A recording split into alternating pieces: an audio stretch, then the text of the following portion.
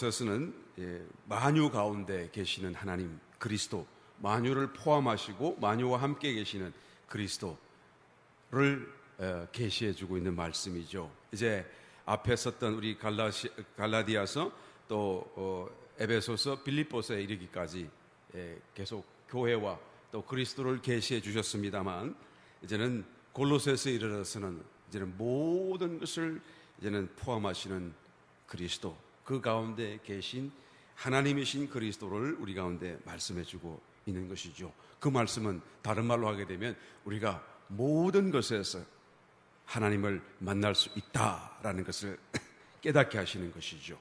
또 모든 것을 대할 때 우리가 어떤 마음으로 우리의 마음의 눈을 열고 바라봐야 할 것인가라는 것을 또 말씀하시면서, 이것이 정말로 보인다고 한다면, 이것이 정말로 깨달아진다고 한다면 우리는 하나님 안에 계시다라는 사실을 우리 스스로가 조금도 의심하고 부인할 수 없는 놀라운 체험의 자리로 나아갈 수 있게 되는 줄 믿습니다. 우리 지난 시간에 계속 이어서 이제는 15절 말씀 살펴봅니다.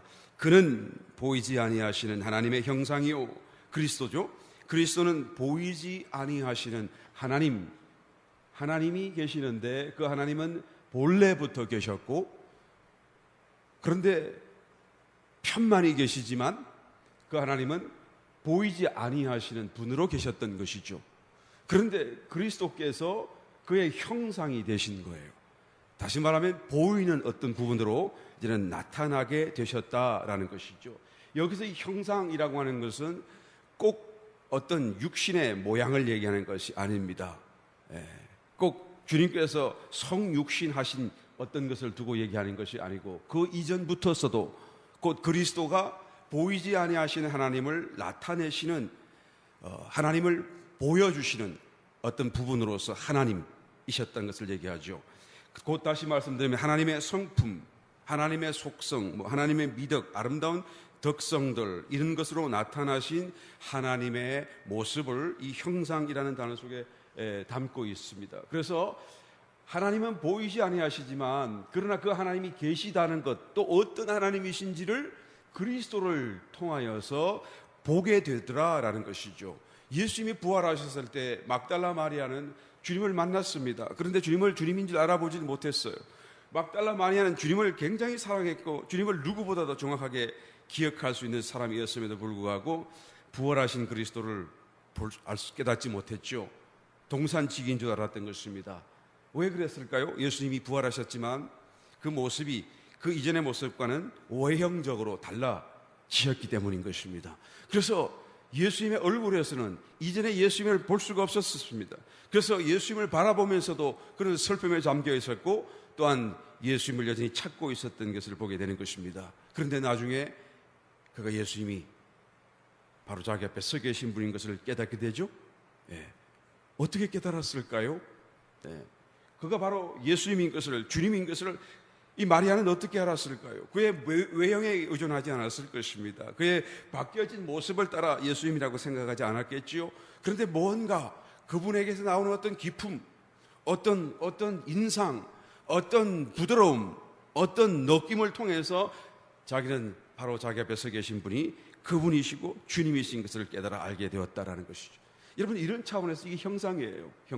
형상이라는 것을 꼭 눈에 보이는 어떤 육체적인 모양으로만 생각하지 마시고, 여기서 형상이라고 하는 말씀은 모든 면에서 와, 저분은 하나님이시구나 라고 우리가 말할 수밖에 없는 어떤 것을 느낄 때마다 우리는 거기에서 바로 그리스도를 만난다라는 것을 말할 수 있는 것입니다.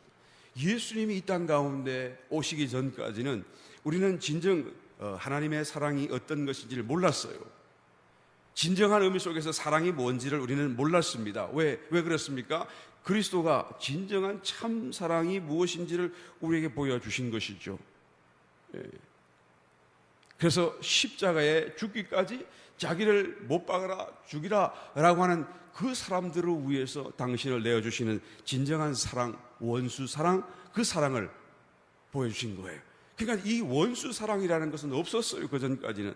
이 사랑이야말로 참 사랑이고, 이전까지 했던 모든 사랑이라고 하는 것은 다 반쪽 사랑이고 거짓 사랑이고, 이 참 사랑과는 비교할 수 없는 정말 사랑이 아니었던 것이었던 것을 보게 되는 것이죠. 그래서 예수님이 오시는 그때로부터 우리는 저기서 참 사랑이 무엇인가를 알게 되는 거예요. 의가 무엇인지를 알게 된 것이죠. 우리는 나름대로 우리의 의가 있고 우리의 생각을 따라 이것은 의롭다라고 인정하고 또 존중할지 모르겠지만, 그러나 세상에는 모든 의는 정말로 의이신 그리스도를 바라보는 그 순간 아무것도 아니고 그것은 거짓된 것인 것을 우리가 알게 되더라라는 것이죠. 그래서 예수님이 오셔서 바로 하나님, 정말로 의이신 공의로우신 하나님의 의를 보여주신 거예요. 또 정말로 사랑이신 그 사랑이 무엇인지를 보여주신 것이죠. 그게 바로 하나님이에요.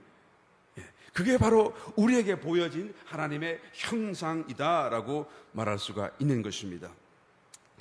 그런데 우리 봉독하신 말씀을 돌아서 보겠습니다. 그는 보이지 아니하시는 하나님의 형상이요 모든 창조물보다 먼저 나신 자니. 여러분, 먼저 나셨다. 모든 창조물은 다른 말로 바꾸면 뭐죠? 창조주가 아니고 창조된 피조물을 얘기하는 것이겠죠. 그러니까 모든 피조물보다 먼저 나신 자니 출생했다는 단어를 쓰고 있죠. 여기서 나셨다.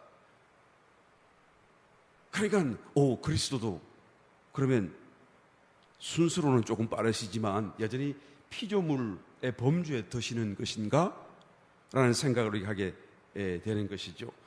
여러분, 예수님이 이 말씀만 갖고는 피조물이시라는 그런 개념을 우리가 지울 수 없을지 모르겠지만, 그러나 그리스도도 곧 말씀이신 하나님이신 것을 우리는 믿습니다. 아멘. 그러면 하나님은 본래가 스스로 계신 자시잖아요. 그러니까 하나님이 스스로 계시는데 어떻게 어느 순간에 나실 수가 있나요?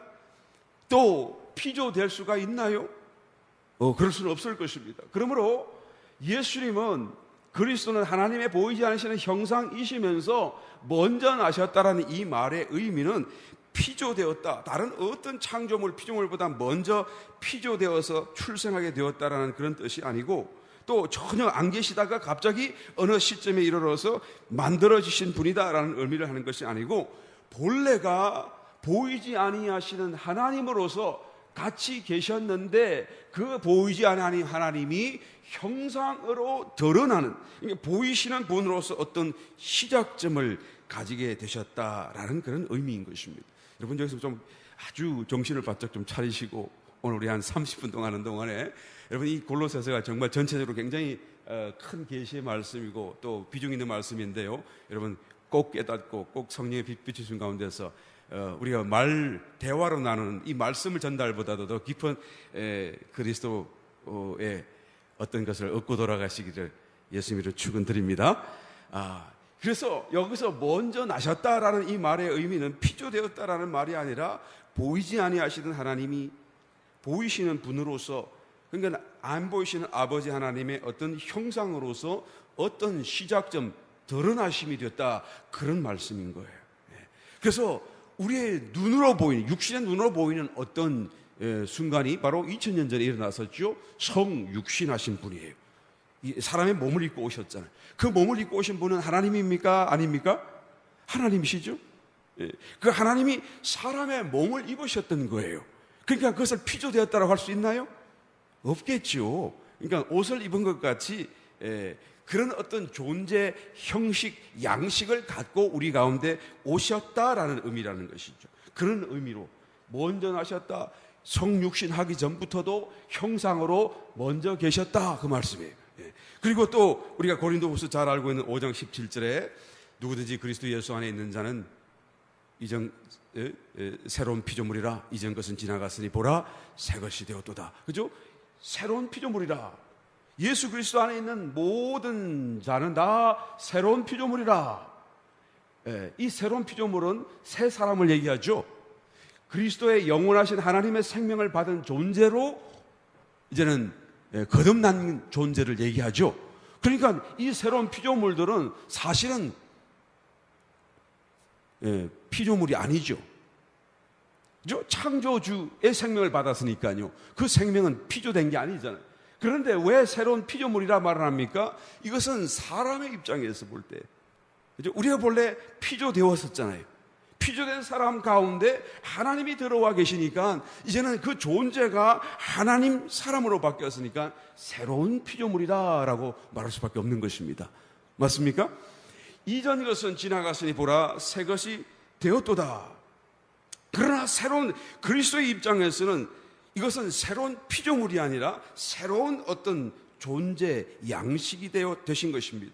곧 이 새로운 피조물의 머리가 예수님이신데, 그리고 그 모든 지체로 하나의 거대한 사람을 이루게 된 것인데, 그 거대한 사람은 사람의 입장에서 보게 되면 새로운 피조물이겠지만, 그러나 하나님의 입장에서 보게 되면 새로운 어떤 존재 양식으로 출발하시는 것이다 라고 말할 수가 있는 것이죠. 그래서 먼저 나신 자다라는 말을 쓰는 것입니다.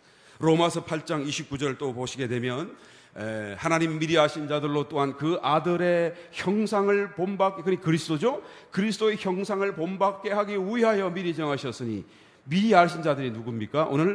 오늘날 구원받은 신약 성도들이겠죠. 그리스도의 형상을 본받게 하기 위하여 미리 정하셨으니 이는 그로 많은 형제 중에서 예수님으로 하여금 맏아들이 되게 하려 하심이라. 그죠? 예수님이 맏아들 되시고 둘째 아들, 셋째 아들은 계속 누가 되죠? 이제는 이 미리 아신 자들 중에서, 그죠? 많은 형제들이 생겨나게 되겠죠. 그런데 이 말씀도요, 예수님이 맏아들로 계시고 그다음에 나머지는 둘째, 셋째 쭉 해도 많은 사람들이 있어서 저는 저고 나는 나고 그리스도와 따로 객관적으로, 독립적으로, 분리적으로 존재한다는 의미가 아니고, 맏아들이고 둘째고 셋째지만 사실은 똑같은 생명 안에 들어와 있기 때문에 연결되어져 있는 것이죠. 그래서 객체로서 서로 독립하여 따로따로 존재한다는 의미가 아니고 전부가 다 하나의 거대한 한 사람을 이루게 되는 새 사람이 되고 주님 안에서, 그러니까 이것은 맏아들이라 하는 이 말은 이 모든 생명들의 출발점이 되셨고 또 중심점이 되시고, 그리고 이 그리스도를 통하여서 모든 다른 생명들이 다 하나로 이제는 지체로 연결되게 된다라는 그런 의미를 가지고 있는 것입니다. 그래서 이것이 전부 다 같은, 우리 지금 계속하여 같은 하나의 어떤 상황을 설명하는 다른 방면들의 표현들이겠죠. 이것은 바로 삼위일체 되신 하나님, 성부 하나님, 성자 하나님, 성령 하나님, 세 하나님이 서로 각기 또한 존재하시지만 독립적이지 못하시고 한 분으로서 계시는, 이게 삼위일체잖아요. 이해되어 주십니까? 그런 존재 양식을 지금 그대로 여기서 또한 말씀해 주고 있는 것이죠. 우리가 다 각기 다른 사람 같지만 그러나 그리스도 안에서 그리스도의 생명으로 한 사람 같이 된 거예요. 그래서 한 사람 가치가 아니고 한 사람이 된 것이죠. 그래서 그리스도의 말씀이 그냥 모든 사람에게 동일하게 다 전달되어지고 또 그리고 동시적으로 같이 움직일 수 있는, 그래서 주님이 앞을 향해서 가시게 되면 우리가 어디로 가시나요? 물을 것도 없이 다 같이 동시적으로 움직이게 되는 이런 하나의 한 거대한 존재로서 우리는 한 생명을 가지게 되게 된 것을 말씀하는 것이죠. 이게 바로 오늘 봉독하신 본문 말씀에 담겨져 있는 그리스도께서 모든 창조물보다 먼저 나셨다라는 그 말씀에 담고 있는 의미인 것입니다. 15절 다시 이제 돌아가서 보시겠습니다. 창조물보다 먼저 나신 자니 그 다음에 만물이 그에게 창조되되 하늘과 땅에서 보이는 것들과 보이지 않는 것들과, 보이는 것들은 우리의 눈에 보이는 것이고 보이지 않는 것은 뭐 천사와 영계에 있는 그런 존재들이겠죠. 혹은 보좌들이나 주관들이나 정사들이나 권세들이나 만물이 다 그로 말미암고 그를 위하여 창조되었고, 자 여기서 그에게 창조되되 그 다음에 또 뭐죠? 다 그로, 만물이 다 그로 말미암고 그를 위하여 창조되었고, 이 세 가지 지금 단어가 사용되고 있는데요. 이 말의 의미를 우리는 꼭 이해해야 돼. 그에게 창조되되 이 말은 말이죠. In him, 그 말이 in him, 그 안에서, 그 안에서, 그리스도 안에서, 좀 영어로 써도 괜찮겠죠. 우리는 뭐 한국에서 이런 말씀은 저기 좀 겸손하지 못하고 이 목사님이 뭐 좀 아는 척하고 그런다 그러니 말할지 모르겠지만 여기서 우리가 일상생활 용어니까 맞습니까? 여기서는 우리 본국어잖아요. 좀 써도 될 겁니다. 그죠? 왜냐하면 이 말의 의미를 좀 더 정확하게 우리가 이해하기 위해서 뭐 그렇다고 해서 굉장히 어려운 단어를 쓰는 건 아니고 몇 가지 전치사를 좀 한번 원어에 나와 있는 전치사를 한번 써보자고요. 그에게 그 말은 in him 그 말이 만물이 그 안에서 창조되었다 그 말이 맞습니까? 그리스도 안에서 창조되었어요. 다시 말하면 그리스도가 이게 창조하시고 저 멀리 있는 그리스도 바깥에 있는 객관적인 위치에 계신 것이 아니고 그리스도 안에서 그가 뭐가 만들어졌고 여전히 그 안에 있다 그 말씀을 지금 하고 있는 것이죠. 그 다음에 또 만물이 다 그로 말미암고 by him 그죠? 그에 의해서 만들어졌고요. 그러니까 예수님에 의해서 예수님을 통하여 만물이 만들어졌고 이것은 우리가 정말 정확하게 이해하고 있는 부분이에요. 그런데 그를 위하여 창조되었고 이 그를 위하여는 이 단어 이 번역을 조금 애매하게 해놓은 거예요. For him 그런 말인데 사실은 for him이 전혀 틀렸다는 걸 할 수는 없겠지만 그러나 대략적으로 오해를 많이 일으키도록 이 번역을 좀 잘못해 놓은 거죠. 사실은요 into him 그 말이에요. into him 그에게로 그 말이에요. 그 안으로 그 말이죠. 그의 안으로 창조되었고 그를 향하여 창조되었고 그 말이. 아까 여기서 그 안에서 그 말과 비슷하지만 요거는 좀 더 방향성을 가지고 있죠. 그 안으로 그를 향하여 창조되었고 이 위하여라고 하는 이 말이요 에이스라고 하는 단어를 쓰고 있는 단어인데 이 단어는 바로 이 골로새서 다른 데서는 똑같이 into라고 번역되고 있어요. 그런데 여기서 왜 그를 위하여라고 번역을 바꿔놨는지 모르겠죠. 아마 이 번역하는 분이 가만히 보니까 그 안을 향하여 창조되고 이게 무슨 말이야? 이 말의 의미를 모르겠다 그러니까 그냥 대략적으로 그를 위하여 창조되었고 이렇게 해석을 해놓은 것 같아요. 물론 이것이 for him 해서 전혀 틀렸다라고는 할 수 없지만은 굉장히 이 내용을 오해할 수 있도록 만들었다라는 것이죠. 왜 그렇습니까? 하나님이 만물을 창조하신 그것은 그리스도 안에서 품고요. 그죠? 우리 창조 때 아시잖아요. 온 흑암이 가득 차 있는 공간에 하나님의 신이 수면에 운행하시니라 이 품고 있는 거죠. 이렇게 품고 그리고 안에서 만드시는 거예요. 빛이 있으라 땅은 솟아나라 만드시는 거죠. 그래서 그 안에서 창조되었고 또 모든 만물이 창조되었을 때 그로 말미암아 그를 향하여 창조되었다라는 말씀이에요. 여러분 이것은 아주 자기가 삼자로 서서 만들고 팔짱 끼고 있는 것이 아니고 자기 속에서 일어나는 자기와 뗄래야 뗄 수 없는 어떤 주관적인 어떤 그런 하나의 창조 사건을 지금 얘기해 주고 있는 것이죠. 한번 이해를 해보자고요. 자전거 바퀴를 가만히 보시게 되면 바깥에 맨 바깥에 있는 타이어가 있을 것이고 제일 가운데는 뭐가 있죠? 바퀴 가운데 어떤 중심 부분이 있잖아요. 그리고 이 중심 부분과 바깥에 이 외형을 연결해 주는 것은 이 바퀴 살이 이렇게 연결되어 있어요. 살이 막 이렇게 연결돼 가지고 이 바퀴를 지탱해 주게 되죠. 그래서 이 중심 부분과 이 바퀴 살은 지금 연결되어져 있어요. 그리고 연결되어서 바깥의 모양을 붙들어 주고 있는 것이죠. 그런데 이 연결되어 있는 게 다만 모양으로만 연결된 것이 아니고 실제적으로도 힘이 서로 주고받고 있는 힘이 서로 힘으로 전달되고 지탱하고 하여튼 뭐 힘이 지금 에너지가 흐르듯이 힘이 흐르고 있다라고 말할 수 있겠죠.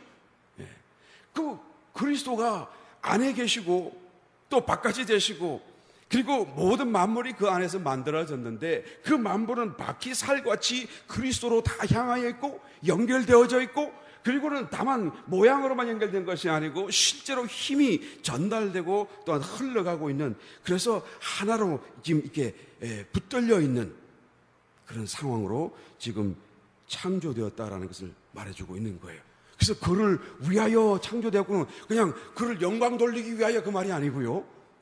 그 안에서 그를 향하여 함께 연결되어져 있고 또 뗄 수 없는 그리스도와 하나 되어진 하나의 상태로 존재한다는 것을 이 단어가 품고 있는 거예요. 그래서 그 밑에 17절 내려가서 보겠습니다. 또한 그가 만물보다 먼저 계시고 만물이 그 안에 함께 섰느니라. 이해되십니까?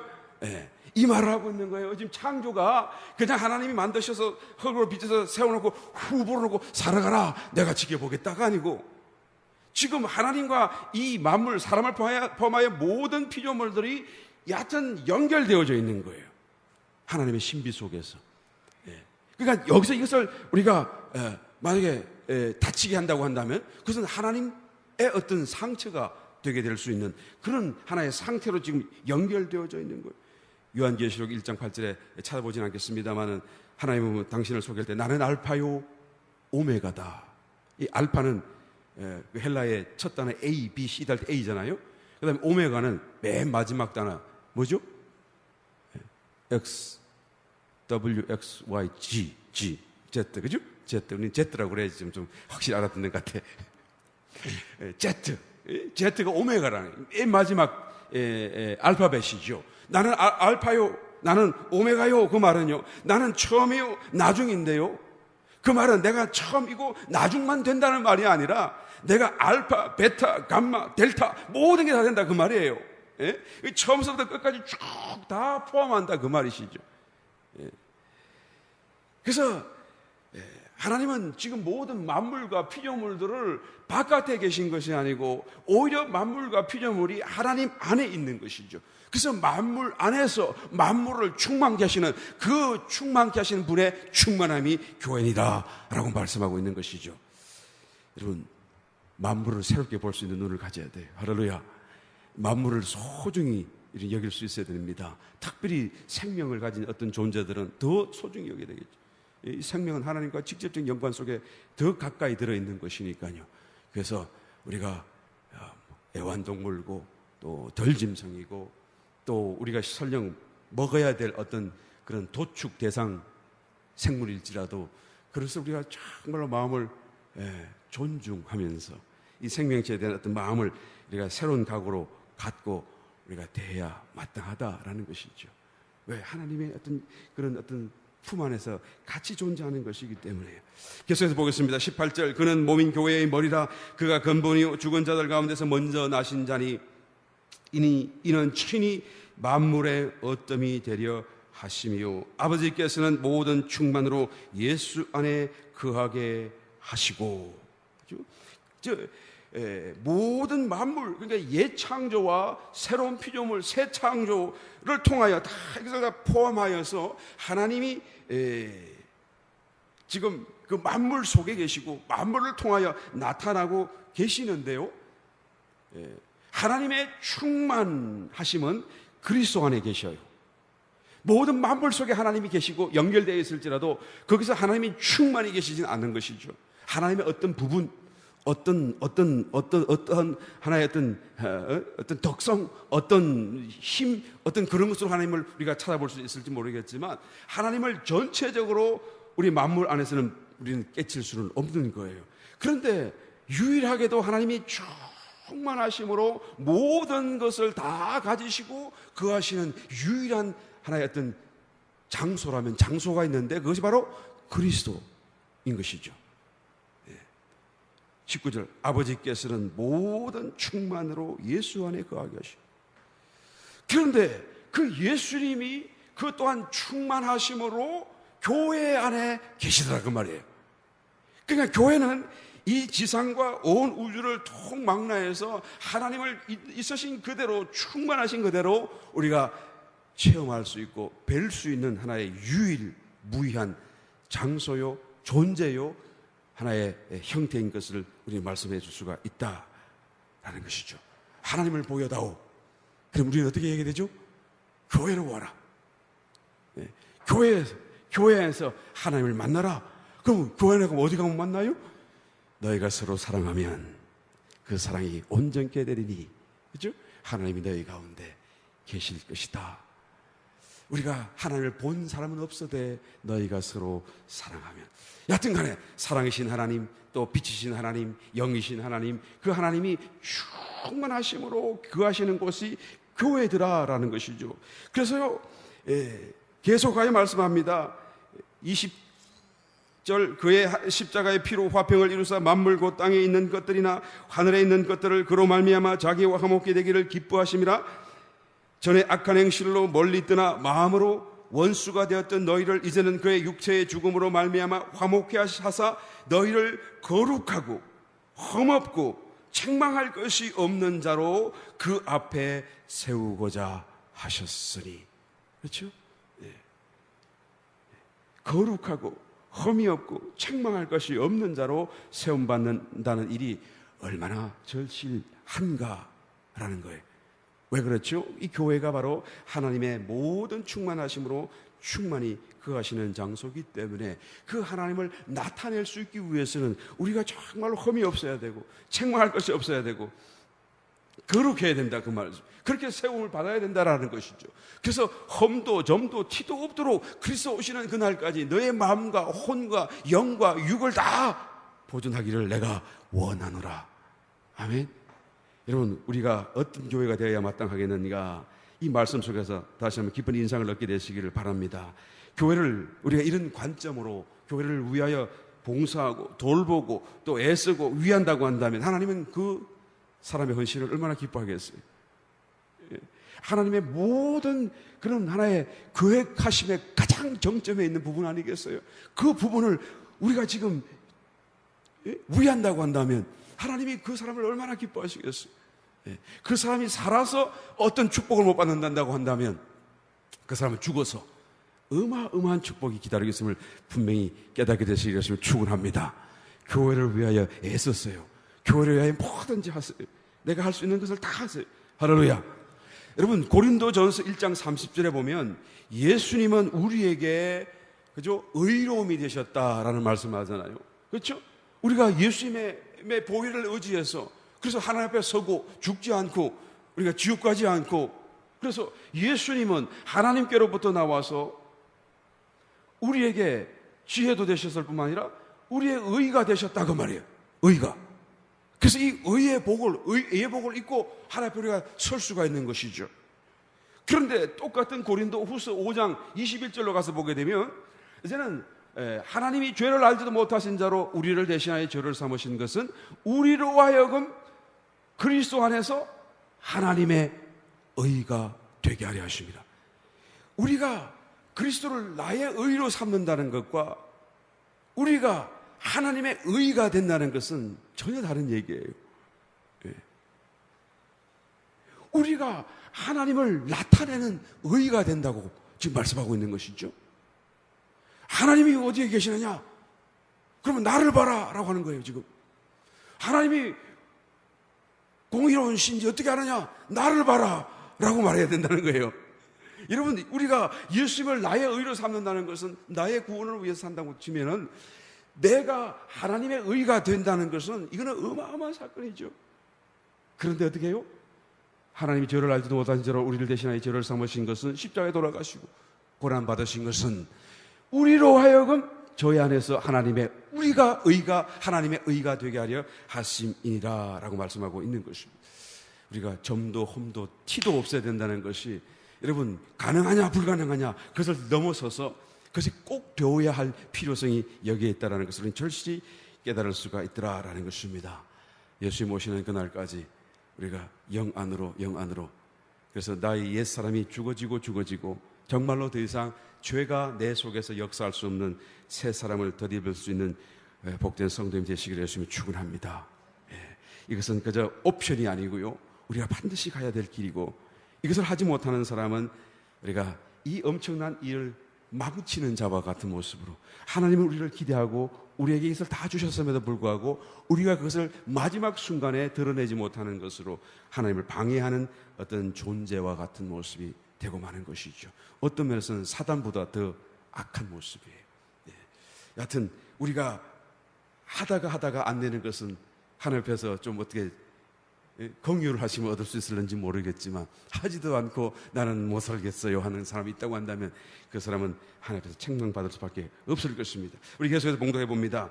23절 만일 너희가 믿음에 거하고 터 위에 굳게 서서 너희 들은 바 복음의 소망에서 흔들리지 아니하면 그리하리라. 이 복음은 천하 만민에게 전파된 바요 나 바울은 이 복음의 일꾼이 되었노라. 내가 이제 너희를 위하여 받는 괴로움을 기뻐하고 그리스도의 남은 고난을 그의 몸된 교회를 위하여 내 육체에 채우노라.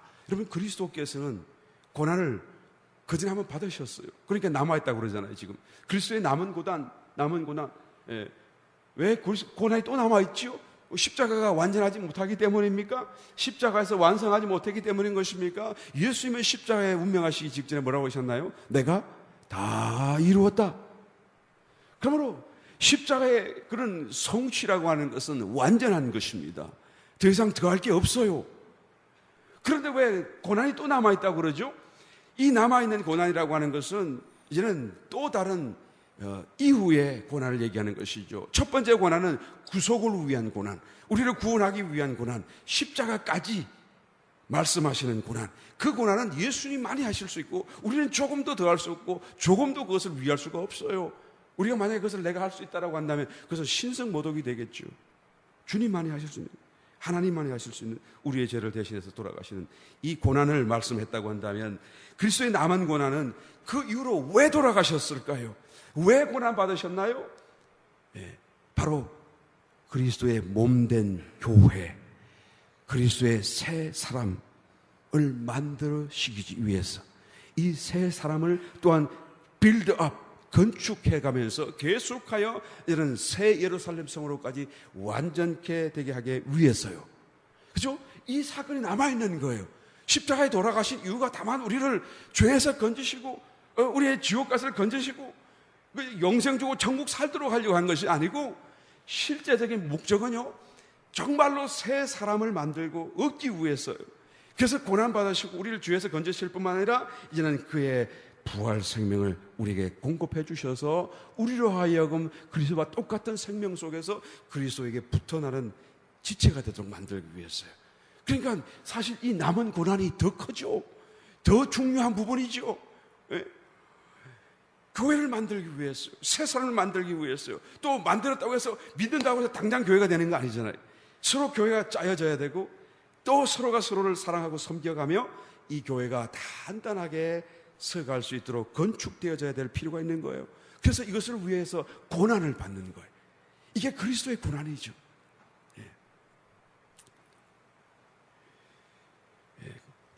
그러므로 사도 바울은 그의 몸된 교회를 위하여 내 육체에 이 그리스도의 남은 고난을 채우노라 라고 말씀하고 있는 것입니다. 그러니까 교회를 더 키워가고 정말 교회가 교회로서 하나님의 거처로서 성전으로서 또 머리 대신 하나님을 또한 정말로 모셔드리는 하나님의 거처로서 교회를 만들어가기 위해서 복음을 전도도 하기도 하고 또 목양하기도 하고 또 울면서 기도하고 또 성도들을 돌이키게 가르치기도 하고 이런 모든 수고를, 심지어는 순교당하는 그런 고난에 이르기까지 자기는 자기의 육체 가운데 그리스도의 남은 고난을 내 육체에 채우노라.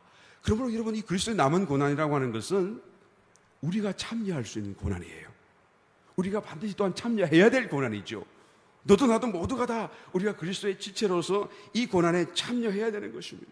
그래서 그리스도의 몸이 설 수 있도록 만들어 가야 돼요. 그래서 교회 중에서 하는 모든 크고 작은 일들도 다 그것이 힘들고 어렵고 또 덜 힘들고 덜 어려울지라도 다 몸을 세우는 어떤 일이라고 한다면 그것은 정말로 남은 고난으로서 영광스러운 것이 될 것이고요. 또 심지어는 내 자신을 쳐서 죽여서 순교의 자리가 이른다고 할지라도 이 모든 것은 다 이제는 그리스도의 남은 고난을 채우는 자의 그런 축복이 될 수밖에 없는 것이다 라는 것이죠. 그런데 여기서 한 걸음 더 나아가서 더 적극적인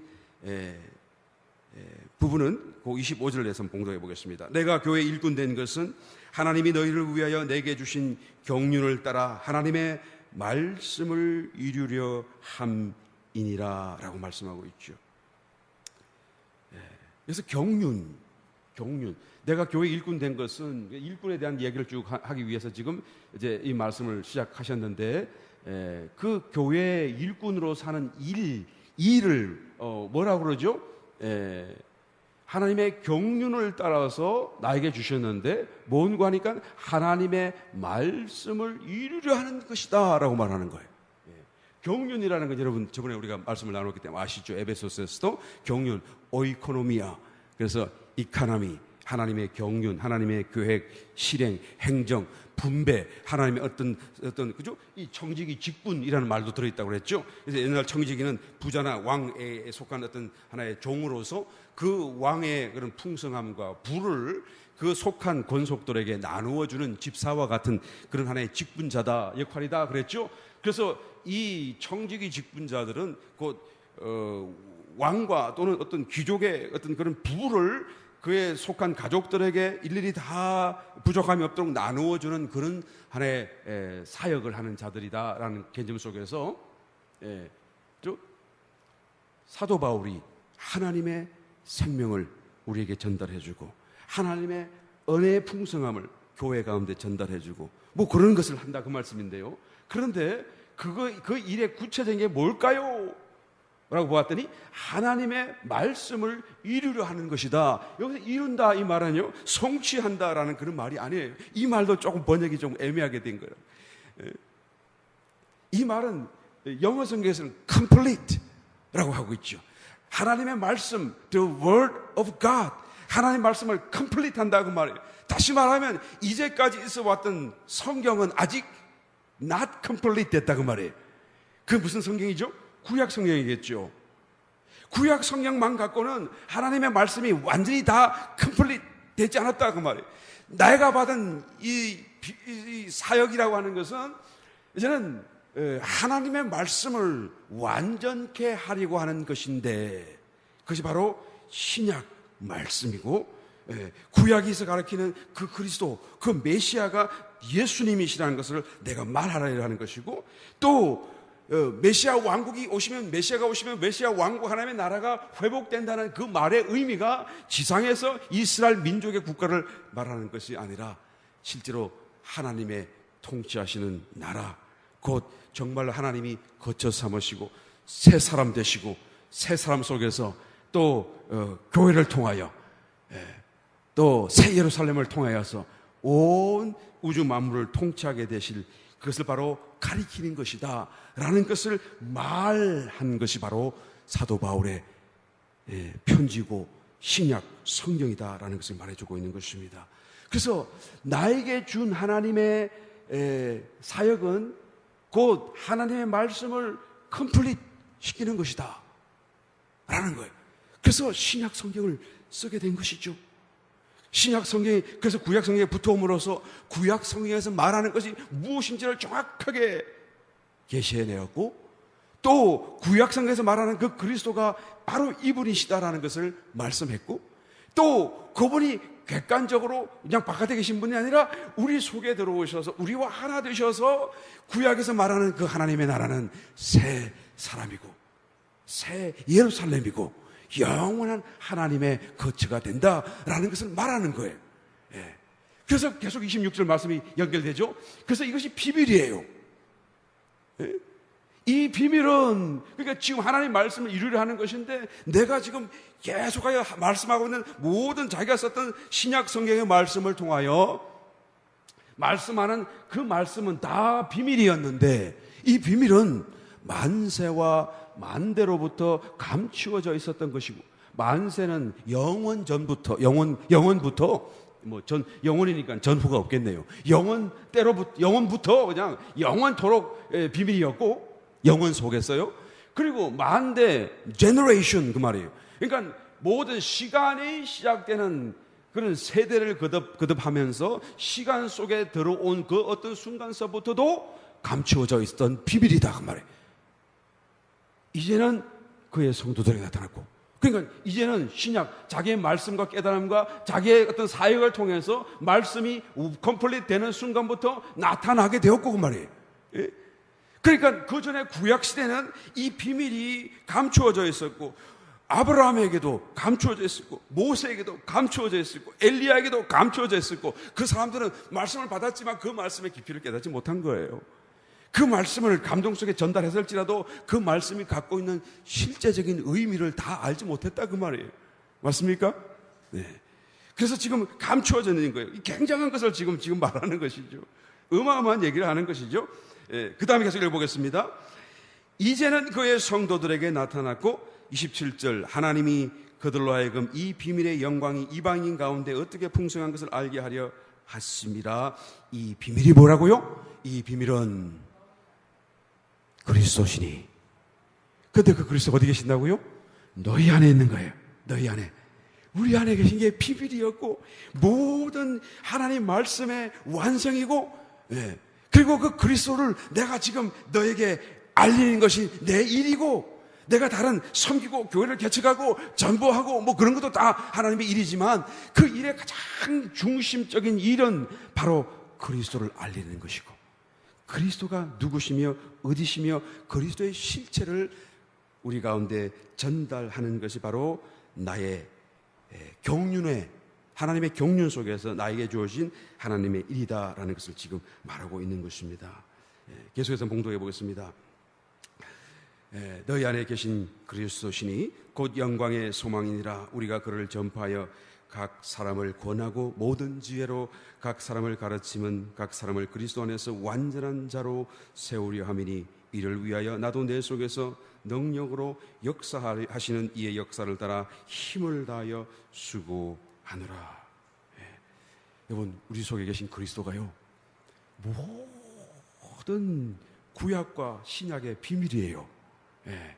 그냥 그것을 간단히 생각하지 마시길 바랍니다. 아이고, 나 구원받았네, 감사합니다. 그래 끝나지 마시라고요. 하나님이 비밀스러우신 분인데 그 비밀의 비밀이 그리스도시라고요. 그 그리스도를 우리가 어떻게 조금이라도 알아간다는 것이 얼마나 큰 사건인지 모르죠.